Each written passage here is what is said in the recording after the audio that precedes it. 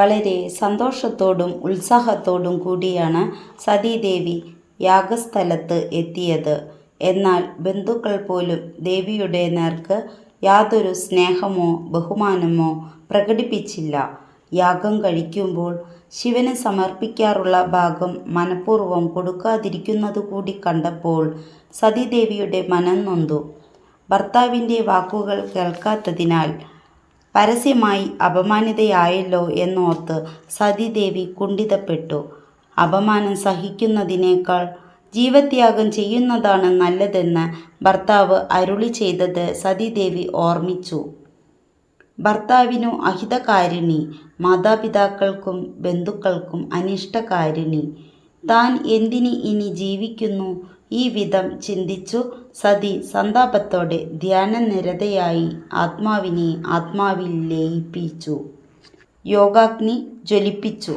അതിൽ തൻ്റെ കമനീയ ശരീരം സർവരും കാൺകെ ആഹുതി ചെയ്തു. ആ സമയം ത്രിലോകങ്ങൾ ഒന്നു കുലുങ്ങി. സാക്ഷാൽ പരാശക്തിയുടെ ആഹുതിയാണു അവിടെ നടന്നത്.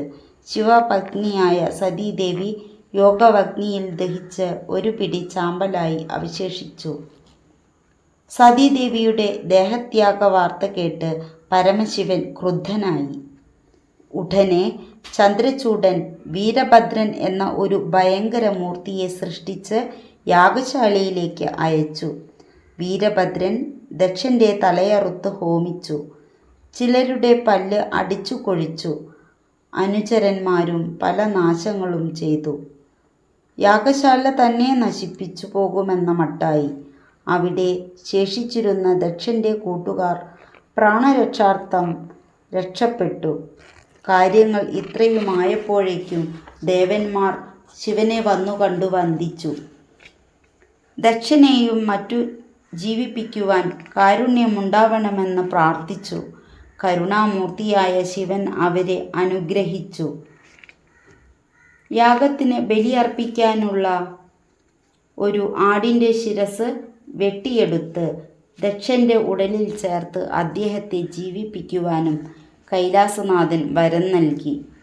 അതുപോലെ യാഗശാലയിൽ വെച്ച് അംഗവൈകല്യാദി അപകടങ്ങൾ സംഭവിച്ച എല്ലാവരെയും അനുഗ്രഹിച്ചു.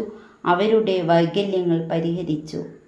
ദക്ഷൻ്റെ അഹങ്കാരമെല്ലാം ശമിച്ച് അദ്ദേഹം പരമശിവനെ വന്ദിച്ച് ക്ഷമായാചനം ചെയ്തു.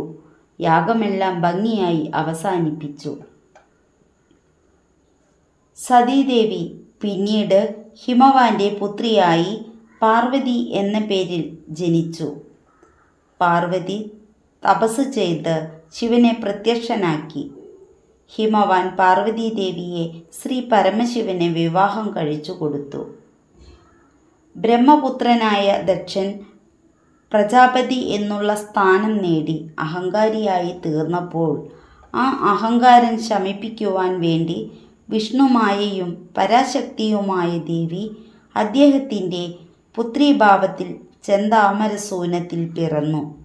സതിയുടെ ഉത്ഭവ കാരണം അതാണ്.